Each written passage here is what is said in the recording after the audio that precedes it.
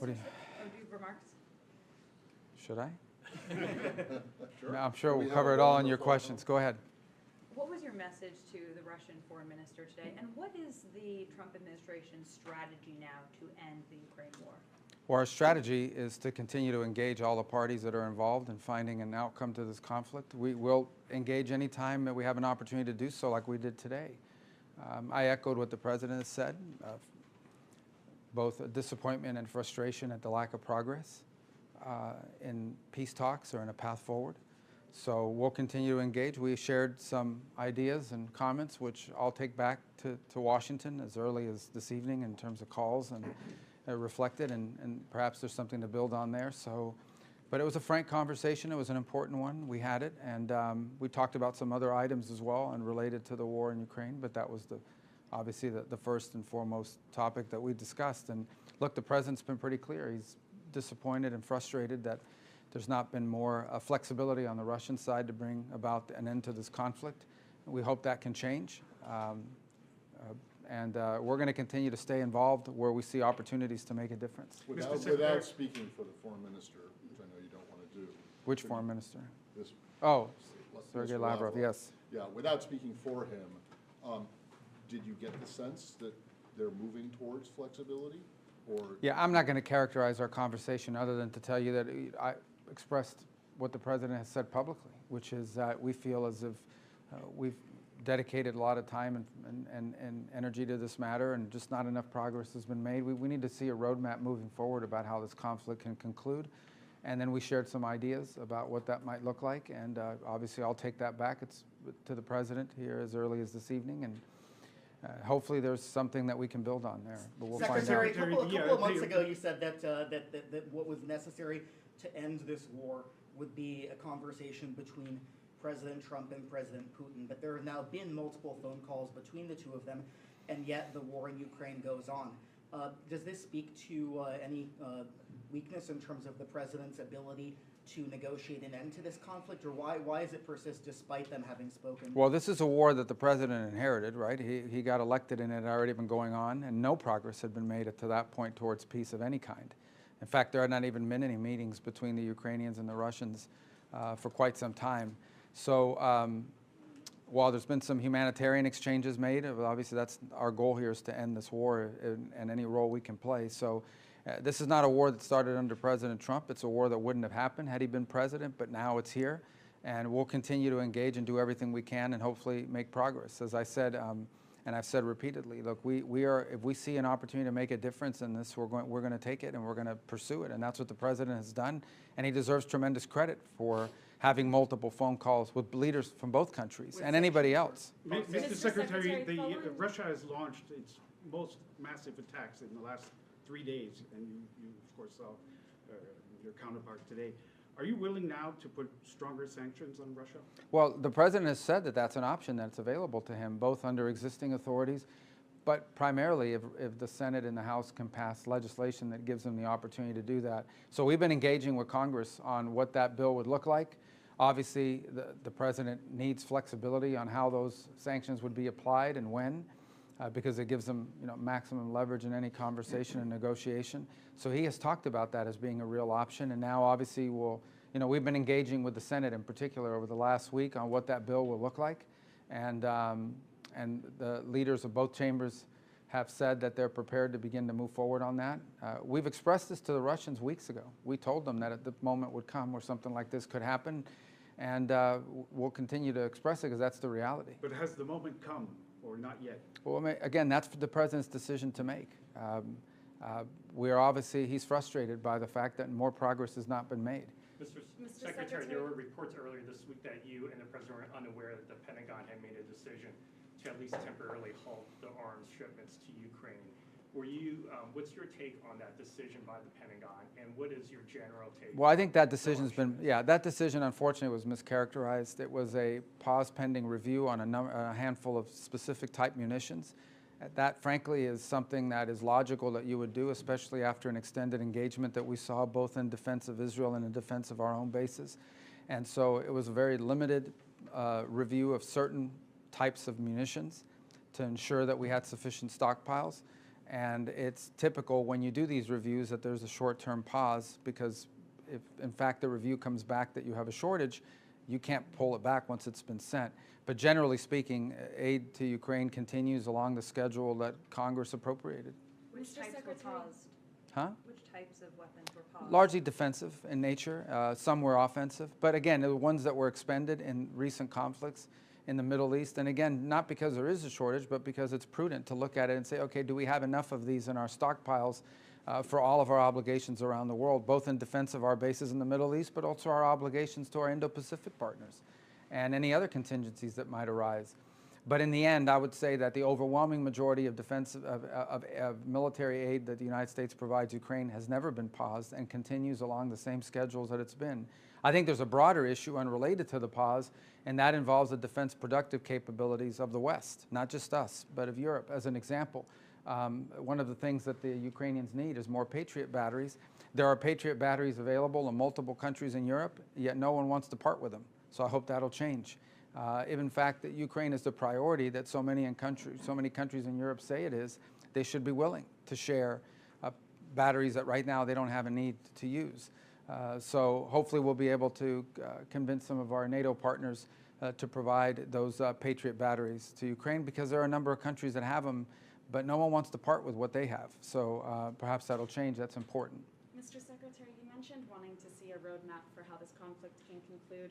What concrete ideas have you presented, and how did Russia respond in this meeting? Well, again, these things are best negotiated. I don't want to in private, and that's how these things generally work. There were some ideas exchanged today, some viewpoints that they expressed to us that I'll take back to the president for his consideration, and hopefully it will lead to something. I don't want to overpromise. I mean, again, as I said, this is a conflict that's been going on now for over 3 years, and as has already been pointed out by one of the questions here, we've seen an acceleration of attacks. I think it's probably the largest drone attack in a city close to the Polish border, actually, so it's a pretty deep strike. And again, I mean, every time you see this in the headlines and people die, it reminds you of why the president wants this war to end. As he has said from the beginning, his #1 interest here is to stop people from dying and the destruction that's ongoing every single day. They're going to be having a conference, maybe it starts today if I'm not mistaken, about reconstruction and the rebuilding of Ukraine.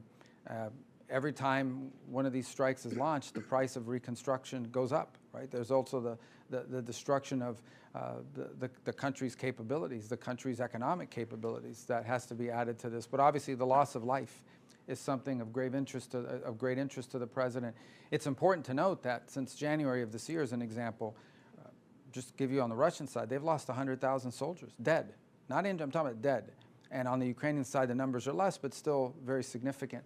And so the president doesn't like wars. He thinks wars are a waste of money and a waste of lives, and he wants them to end. And he's going to do everything he can within his power to end this war and any other war he has a chance to end, as you've seen in the past. And so we're going to continue to work at it. We understand that these things take time and patience, but obviously we're also frustrated that more progress has not been made. And hopefully based on today and in the days to come, we'll have more clarity about what exactly the Russian position and priorities are in this regard, and can begin to make some progress. But it's been difficult, as you've seen. China's been supporting Russia. Will you meet with your Chinese counterpart here this week Maybe. to speak to him about Yeah, I think that? we're working on that. Maybe we'll meet, and obviously we'll talk about it. I think the Chinese clearly have been supportive of the Russian effort, and I think that generally they've been willing to help them as much as they can without getting caught. But people in Europe and in other parts of the world have noticed. But in the end, this peace, if it's possible and doable, will happen between Ukraine and Russia, and we're willing to do whatever we can to help bring it to an end. Can I These ask an ideas that ASEAN Russia- question? A what? An ASEAN Yeah, question. of course. That's why we're here, Can I right? just do one more quick question on Russia? Just these ideas that were put on the table today, would you characterize them as new ideas from the Russian side that the Trump administration had not heard before? Yes. Well, I think maybe, yes. I think it's a new and a different approach. Again, I wouldn't characterize it as something that guarantees a peace, but it's a concept that we'll take back to the president today and here as soon as I finish with you. I just wanted to know, what was your sense today after your meeting, the PMC meeting with the ASEAN foreign ministers, about how big an irritant the tariffs are to U.S. relations, both ASEAN as a bloc, but individual countries? Well, I think, look, two things to understand. Number one is these letters that are going out and these trade changes are happening with every country in the world. I mean, basically every country in the world. The president's been very clear, and he has been, frankly, if you go back to videos of him speaking in the 80s about his feeling that the state of global trade is unfair to the United States, that for far too long we allowed these imbalances to develop. We are the world's largest consumer. We're a huge market where people export things to us. And with these huge and unsustainable imbalances have developed with countries all over the world. And so this is a globalized effort to reset U.S. trade in a way that's beneficial to the United States, and not just in dollars and cents, but also in our own domestic industrial capacity. So this has been made clear to countries around the world. We were coming up upon about the middle of this month, and the markets demand certainty, and so these letters set a baseline. Now, obviously, that does not foreclose the opportunity for individual countries to enter into negotiations that perhaps can adjust those numbers. But in the end, the president still remains very committed to a rebalancing of trade that's fair to America, and also at the same time protects our own industrial capabilities. Right, but you're here today meeting with ASEAN countries, and those countries, almost all of them, got letters. Yeah. So But I'm anywhere in just the world, wondering well, I I guess my understand that, point but to you is anywhere in the world that would have traveled this week, they got a letter. So enough. everybody got a letter. And in some cases, some of these countries got a letter where their tariff rate is lower than some of their neighbors or maybe a country somewhere else in the world. So it might even serve as an advantage. But of course it's raised, it's an issue. But I wouldn't say it solely defines our relationship with many of these countries. There are a lot of other issues that we work together on, and I think there was great enthusiasm that we were here and that we're a part of this. A reminder that next week we'll have another high-ranking delegation, including Secretary Lutnick, Deputy Landau from the Department of State, will be traveling to Japan for the World Expo there, and will be involved in talks there as well. You know, my very first meeting, I don't know if you know this, but when I was sworn in, I went to the State Department, I gave a speech on these steps, and then my first meeting right out of the box was with Japan, South Korea, and India. And we've repeated that meeting numerous times since then with that group and attention to others. We have a running internal joke with my counterpart from Japan. I have literally now seen him about 8 to 12 times, and our joke is that we see each other more than we see our own families. And so you know, these engagements are very important to us, and we're going to continue to stay very committed, because this, as I said to all of our partners, that this notion or idea that the United States would ever be distracted by the Indo-Pacific or even Southeast Asia is impossible. You can't be, maybe it doesn't always, wars get more attention, but it's impossible to not be focused. This is where much of the story of the 21st century is going to be written. This is where 2/3 of economic growth is going to happen over the next 25 or 30 years. And many of the countries in Southeast Asia, not only are they some of the youngest countries in the world, but they're about to see an enormous expansion of their labor markets, their labor pool, number of workers. This is a historic, once-in-a-generation opportunity, not just for these countries to revolutionize themselves from an economic standpoint, but further strengthen our relationship. We have over 6,000 American companies that have invested heavily in these economies over the last 20 or 30 years. We're not abandoning those relationships. On the contrary, we want to strengthen and build upon them. And there are a bunch of other issues, and certainly trade is a part of it. But there are a lot of other issues that we work together on, and we continue to highly prioritize that. The story of the 21st century will be written in the Indo-Pacific. And the countries represented here today, along with others that have joined to be a part of this, represent some of not just important markets, some of the most important partners we have in the world. Senator Rubio, this is obviously a very quick trip. Do you intend to come back to Asia or the Southeast Asian area on a longer trip sometime in the future, near future? Sure, absolutely. This was a great trip because we got to see, 12, 13, 14, 15 countries that are all here. So these forums, there'll be a leaders forum here in October, which we look forward to being a part of it. We've also engaged with many of our colleagues here at different forums. Many of them, for example, not just at the G7 foreign ministers, they also attended on the sidelines of NATO at the foreign minister level and also at the leaders level. So we'll continue to engage with the region, both in Washington and other places around the world, and in our return travel here. So we'll be back in addition, and it's not just me. The Secretary of Defense has been out here. The Deputy Secretary of State will be here next week. So we'll look for other opportunities. Obviously, the Leaders Forum will be here in October as well. So we'll be here. We'll be engaged as we do every single day.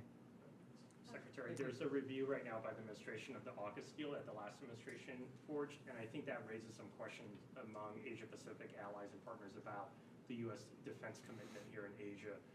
What do you say to people? Yeah, well, look, anytime a new administration takes over, there's a review of all policies. I mean, policies are a review doesn't necessarily mean you're against it. We did a review at the State Department of our diplomatic presence around the world because I wanted to know which consulates and embassies could be adjusted both in their size and in their presence. Could we consolidate a presence? We did a review. We haven't closed any embassies, but we did a review. So just because you're reviewing something doesn't mean you're going to necessarily act on it. It means you're a new administration and you want to take an audit and an account of all the policies that you've inherited and policies, how they've changed since the last time you were in office when it comes to the Trump administration. So, but our policies on AUKUS have not changed. Thank What you. else? That's it? Are you hopeful on a Gaza ceasefire in the next few days? Well, we're hopeful. I mean, in the end, we're hoping they'll move to proximity talks. It appears that generally the terms have been agreed to, but obviously now you need to have talks about how you implement those terms. And I spoke to Steve Woodcock last night, and he's optimistic that proximity talks will begin fairly soon, expedited and facilitated by the Qataris and the Egyptians. And so, but we've seen talks fall apart in the past at that stage of proximity talks. So I think we're closer, and I think perhaps we're closer than we've been in quite a while, and we're hopeful. But we also recognize there's still some challenges in the way, and one of the fundamental challenges is Hamas's unwillingness to disarm, which would end this conflict immediately. If they just release the hostages, there shouldn't be a single hostage. There shouldn't be a single hostage body still left. If they release that and disarm, this would end. But that said, the Israelis have shown some flexibility here, and so I think we've seen progress made.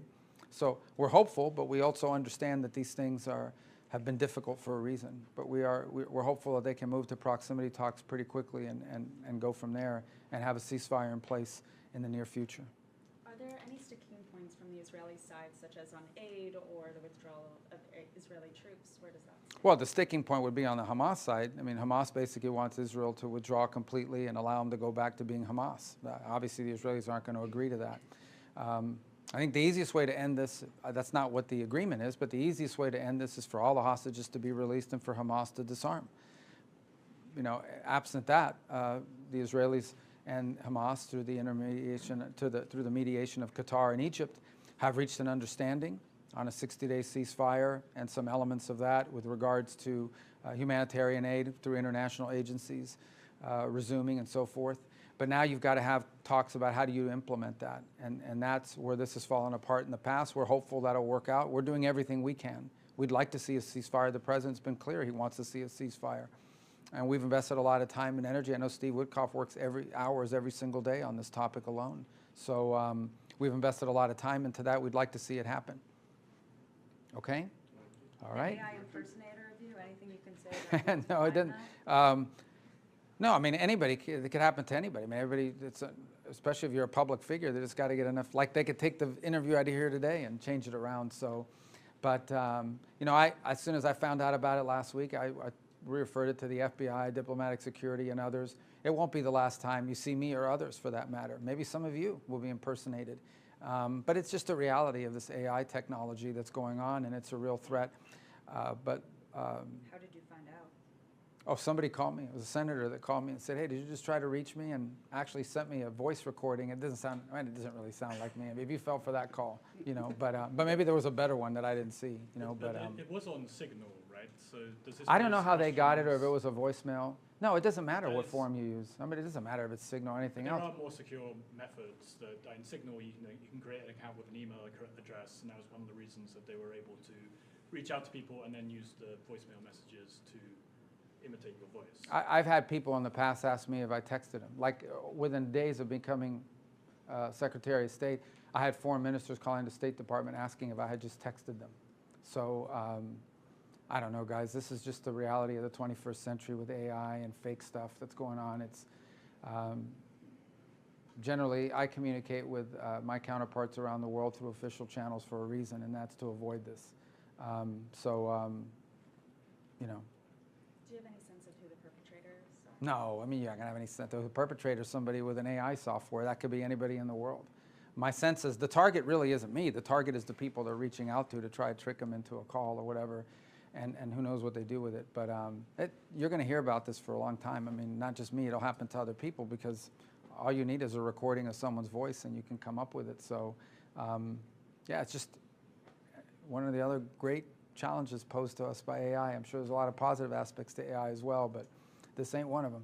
You said, Secretary, that the weapons pause by the Pentagon in the narrow scope in which it occurred made sense, but was it a decision on which the State Department was consulted, or what was the level? No, it wasn't a, no, I said it was a review. It was a pause pending review. And so we were constantly, the Pentagon is constantly reviewing stockpiles, especially after an engagement, such as the one we had in the Middle East. So my point is that there wasn't a policy decision not to give weapons to Ukraine. It was a review in which certain munitions were temporarily paused for that review and for that purpose.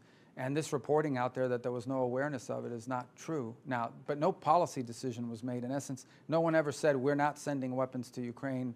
That's been appropriated by Congress, and that's continued. And that continues to this very day. But when you're doing a review, there's some period of time in which during that review, it's possible that some shipping is slowed down, not stopped. But because it's being reviewed, someone would say, okay, well, let's not send it today. Let's wait a couple days because we're conducting the review of that particular munition. So that's what happened here, and I think it was not appropriately reported initially. But nonetheless, you know, it's pretty clear now that review has occurred, and as the President's made clear, there's been no change to our posture with regards to providing what we have available. Now, I would remind everybody, again, I go back to the point I made, and that is that there are certain things that Ukraine needs, like Patriot batteries. Those are available. There are multiple countries in Europe that possess Patriot batteries that they could share with Ukraine. And we're actively, you know, talking to countries about doing that. Anyone specifically? Well, the Spaniards have one. They're really far from Ukraine, and they have one. The Germans have, others have. I'm not signaling them out, but I'm just telling you those are two that I know. There are other Patriot batteries, and there are other opportunities. Countries that have ordered Patriot batteries that are about to receive shipments of them. It'd be great if one of them volunteered to defer that shipment and send it to Ukraine instead. So we're looking for creative ways to provide them these defensive weapons that they would need. Now, that's not going to help them with the drone attacks. That's a very different technique that you use in order to bring those down. But it would help them with some of these missile attacks that we're seeing. Again, these are defensive weapons. The reduction in force of the State Department, is that something that we should expect to happen while you are traveling, or is it something you want to be in Washington, D.C. while it happens? No, I mean, we've already notified that to Congress. Understand, our reduction in force was done, I'm very proud to say, I think, I would argue probably in the most deliberate way of anyone that's done one. We went very specifically through and reorganized the State Department, and when you reorganize the State Department, there were certain bureaus we wanted to empower the regional bureaus, and there were certain bureaus, these functional bureaus, that were closed, and so it made sense so that's been notified to Congress and to the workforce for some period of time, and so we've been ready to implement it pending a court decision, which now has been reached. There's some timing associated with how you do that, how you actually implement it, but you know, our intent is to move forward with the plans that we've notified Congress of weeks ago and that we took months to design. Will the numbers be the same as what was notified to Congress? Sure. I mean, our plan that we notified to Congress is what we intend to do, and then we'll have achieved our again, the reduction in force is a consequence of the reorg. It's not a consequence of trying to get rid of people. But if you've closed the bureau, you don't need those positions. Understand that some of these are positions that are being eliminated, not people. Some of them are unfilled positions potentially, or positions that someone took early retirement, and therefore are now or about to be unfilled. So, but we took a very deliberate step to reorganize the State Department to be more efficient and more focused. That's been publicly noticed to Congress months ago. We've been prepared to implement it, and the thing that slowed us down was a court decision by a district judge in the Northern District of California. The Supreme Court has ruled on that, and so we're prepared to act on it. It'll come as no surprise, and that is our reorg. That'll be the extent of what we intend to do, and we're already operating under the new organizational structure as is for the most part, so this will further enhance that. Okay? Thank you. Thank you, Secretary.